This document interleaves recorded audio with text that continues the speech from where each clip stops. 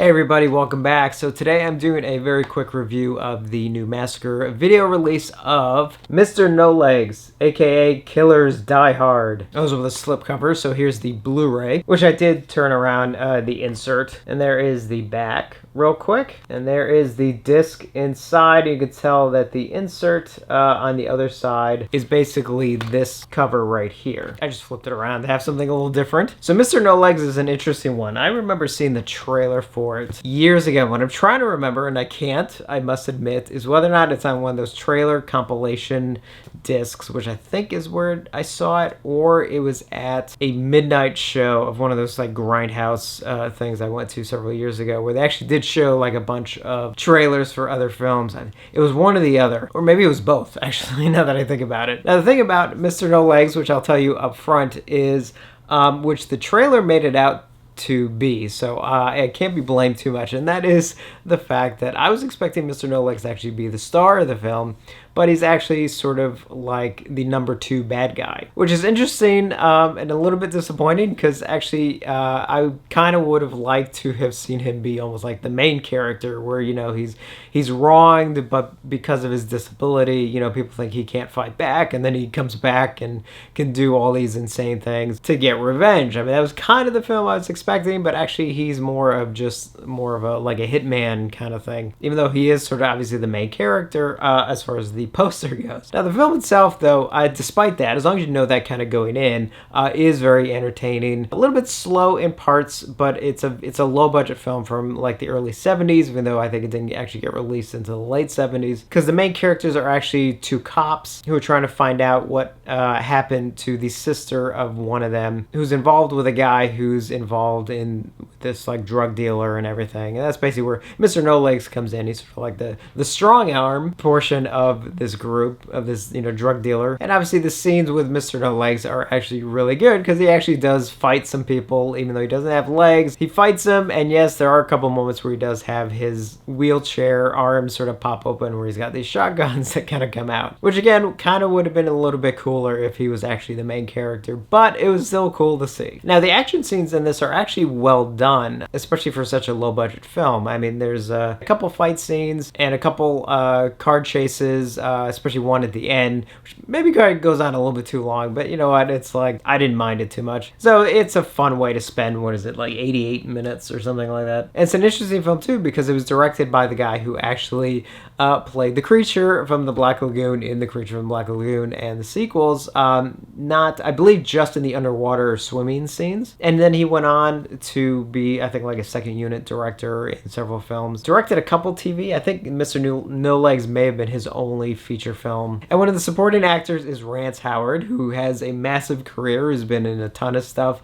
but he's probably well known because of his offspring, because he is the dad to Ron Howard and Clint Howard. So it's just kind of cool to see him in there as one of the bad guys. So now, as far as this release goes, there is a couple things you do need to know about the film itself. One, that it was shot on 16 millimeters, so that means it was blown up to 35 for releases. So the film is naturally going to be have a certain amount of grain to it, and a little bit of a washed out look, especially when you make the move to from 16 millimeter to a blow up of 35. Now, unfortunately, the original 16 millimeter negative is no longer around, and a lot of the original elements for even the 35 millimeter blow up doesn't seem to be around anymore either, which means all Massacre Video had was to track down like a 35 millimeter print. The only prints they could track down were not stored correctly, and they were in just terrible shape.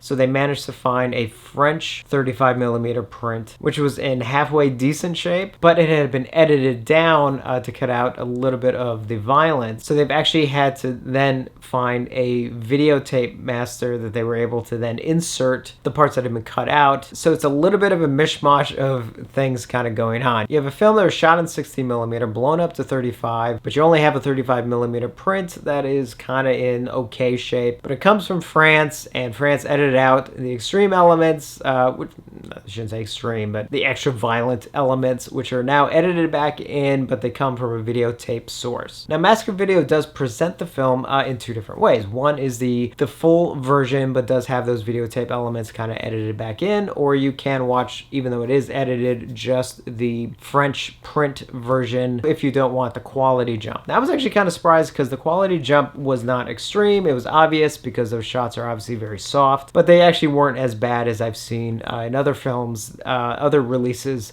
that have had to do something similar. Because this is coming from a 35mm print that goes back to the 70s, it is in rough shape. Got a lot of scratches and a lot of debris and all kinds of stuff. I mean, it looks like a 35mm print. So you really have to take that into consideration. But honestly, there's only so much you can do, especially when you're working with a print. But Massacre Video was able to at least do as much as they could in presenting it. I mean, honestly, again, the faults that I was seeing just lend themselves to the print that they were working with or how the film was shot. So, because there are elements, for example, a couple slow motion elements where it jitters. I knew right away that's not anything that they did. That's an in-camera problem, which used to happen a lot in film cameras. If you don't thread it right, and especially if you're running it at such a high speed in order to get that slow motion going, it will kind of jitter in camera, and you can see it in a couple of spots. And that just goes back to how it was shot. That's not anything Massacre Video did. So it is kind of a rough presentation, but it looks as good as honestly it possibly can, considering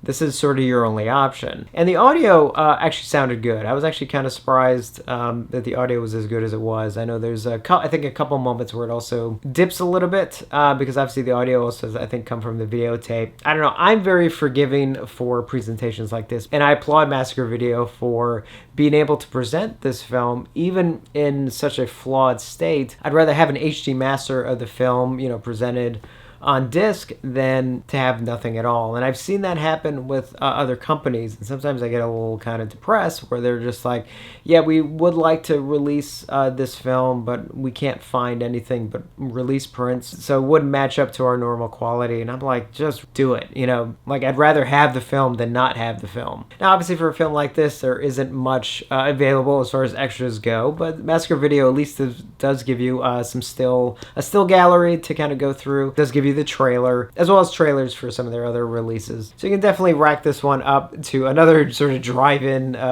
film that has finally made it to release. And because honestly, I don't know how much longer something like this could have gone without the film almost disappearing completely from existence, and that is so sad to think about. As I mentioned in my video on why I think 4K is so important, and that has to do with archiving a lot of films so that they hopefully can exist for generations to come. And this is also a prime example on another end of why having any kind of archive, even a beat up 35mm print edition archived of a film, because once a film is gone, it's gone. So it may technically not be high art, but you know what? I don't care. I enjoyed it, and I'm so appreciative for Massacre Video for going ahead and releasing it despite its limitations in the presentation. But again, that didn't bother me. If anything, it actually just made it more charming. So just a couple quick thoughts on Mr. No Legs, the new release from Massacre Video. If you have any questions on it that anything I didn't cover, definitely let me know and I will try and answer them. And as always, thank you for watching, and I will see you on the next one.